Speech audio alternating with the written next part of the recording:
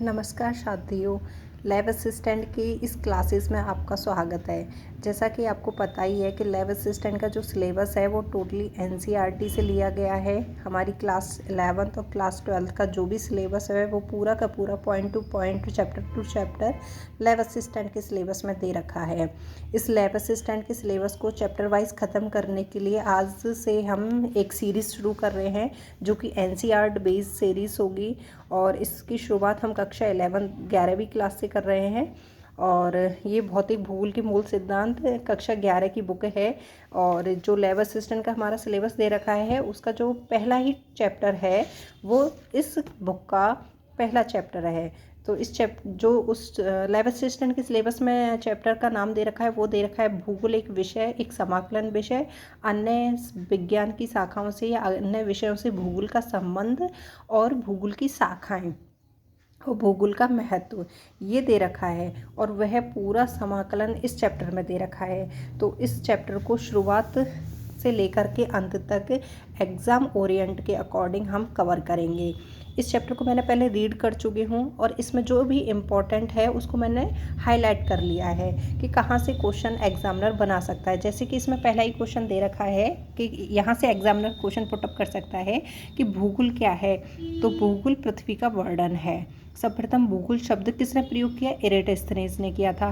तो question examiner ऐसे बना सकता है कि भूगोल शब्द का सर्वप्रथम प्रयोग किसने किया? एरेटोस्थेनेस ने किया था।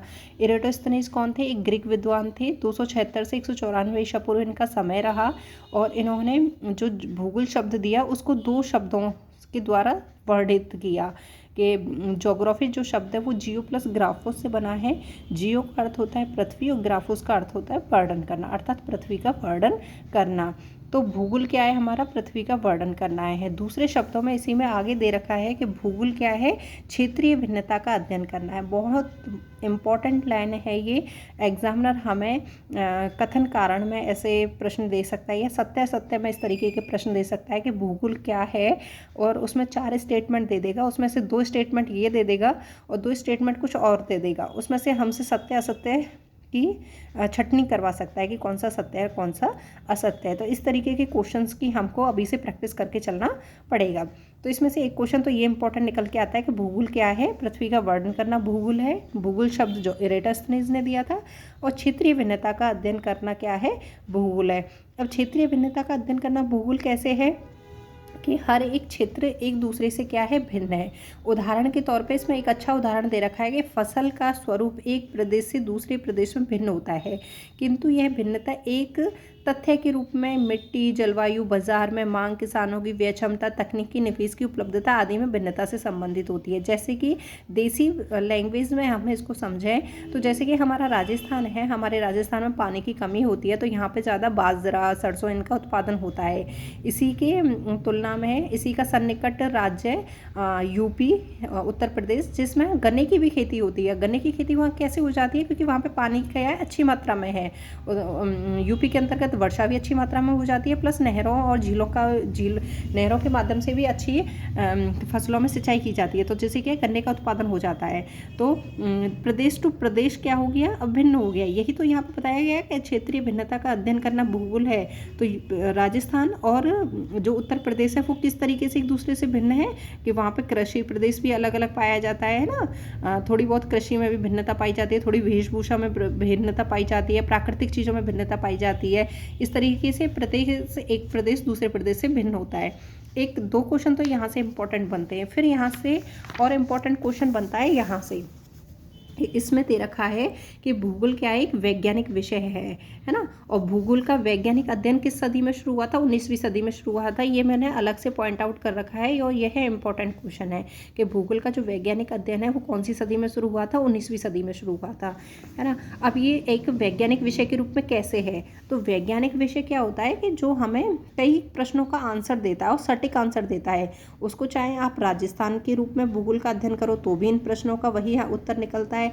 आप कहीं अन्य स्थान पर जा कर के प्रश्नों का उत्तर करेंगे तो वह वहाँ भी वही होगा। जैसे इसमें पहला दे रखा है कि कुछ प्रश्न धरातल पर पाए जाने वाले प्राकृतिक एवं सांस्कृतिक विशेषताओं की प्रतिरूप की पहचान से जुड़े होते हैं।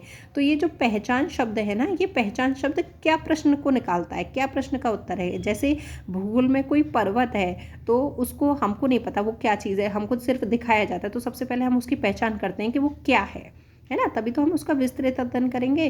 तो सबसे पहले उसकी पहचान की जाती है कि वो क्या है, फिर उसका विस्तृत अध्ययन किया जाता है। फिर भूगोल के अंतर्गत क्या आता है, पृथ्वी पर भौतिक सांस्कृतिक तत्वों के वितरण से संबंधित होता है। वितरण से संबंधित, कहीं पर पर्वत है, कहीं पर पठार हैं, कहीं पर नदियाँ हैं, कहीं पर झीलें हैं, तो वो किस प्रश्न का उत्तर देती हैं, कहाँ का। तो जो वितरण होता है वो किस से संबंधित होता है, कहाँ से संबंधित होता है ना। तो पहला प्रश्न क्या का उत्तर देता है, दूसरा प्रश्न जो है वो कहाँ का उत्तर देता है। अब इन दोनों के प्रश्नों से तो वैज्ञानिक विषय नहीं बनता है भूगोल, लेकिन जैसे ही तीसरा प्रश्न इसमें जुड़ता है, तीसरा प्रश्न जुड़ने से है भूगोल हमारा एक वैज्ञानिक विषय बन जाता है, जो कि प्रश्न है कार्य कारण संबंध से जुड़ा हुआ है ना। कोई भी तथ्य है, कोई भी तथ्य है, उसके मध्य क्या कारण, क्या कार्य, क्या कारण संबंध है उसके अंतर्गत, उससे रिलेटेड प्रश्न को जब जोड़ दिया जाता है किसी विषय में, तो वह विषय वैज्ञानिक बन जाता है। भूगोल का यह पक्ष क्यों प्रश्न से जुड़ा हुआ है, किस प्रश्न से जुड़ा हुआ है, क्यों प्रश्न से जुड़ा हुआ है।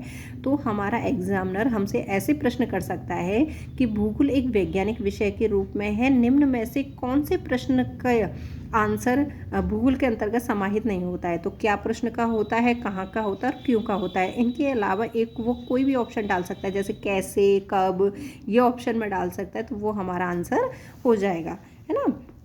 क्योंकि क्या, कहाँ और क्यों का प्रश्न का उत्तर तो भूगोल देता है, ये तो भूगोल के वैज्ञानिक विषय बनाते हैं, तो ये तो क्या है, आंसर आएगा। आंसर में हो जाएगा कि ये तो भाई सत्य है, और असत्य क्या हो जाएगा, कब, या कोई और भी ऑप्शन उसने दे रखा है, कब दे रखा है या फिर कैसे दे रखा है, तो वो हमारा ऑप्शन जो है अलग हो जाएगा, ठीक है ना। उसके बाद इसमें बहुत इंपॉर्टेंट जो टॉपिक हमारा लैब असिस्टेंट के सिलेबस में भी मेंशन कर रखा है कि भूगोल एक समाकलन विषय के रूप में।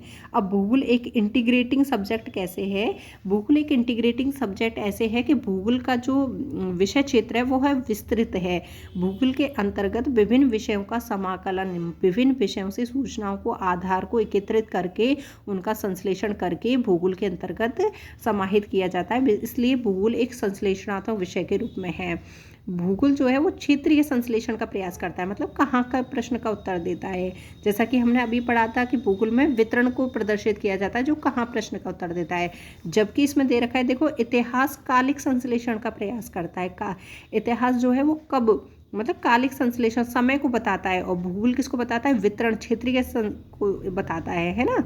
तो इसलिए जो भूगोल है उसकी प्रकृति कैसी है, समग्रात्मक प्रकृति है। तो हमसे जो एग्जामिनर है वो ऐसे क्वेश्चन कर सकता है कि भूगोल की प्रकृति कैसी है, समग्रात्मक है, एकात्मक है या फिर भिन्नात्मक है, किस कोई भी चार ऑप्शन डाल देगा तो हमारी भूगोल की प्रकृति कैसी है, समग्रात्मक विषय के रूप में है। इसी के अंतर्गत भूगोल में क्या बताया गया है कि भूगोल अन्य विषयों से क्या है, अंतरपृष्ठ है, अंतरफेस संबंधित होती है, दूसरी विषयों से क्या होती है, संबंधित होती है। अब इसको हम अच्छे विस्तृत रूप में एक डायग्राम के माध्यम से समझ सकते हैं। जो डायग्राम इसी के अंतर्गत दे रखा है वो डायग्राम है ये। इतना प्यारा डायग्राम दे रखा है, इतना अच्छा डायग्राम दे रखा है कि इसके माध्यम से हम सारे विषय क्षेत्रों को, भूगोल के को समझ सकते हैं।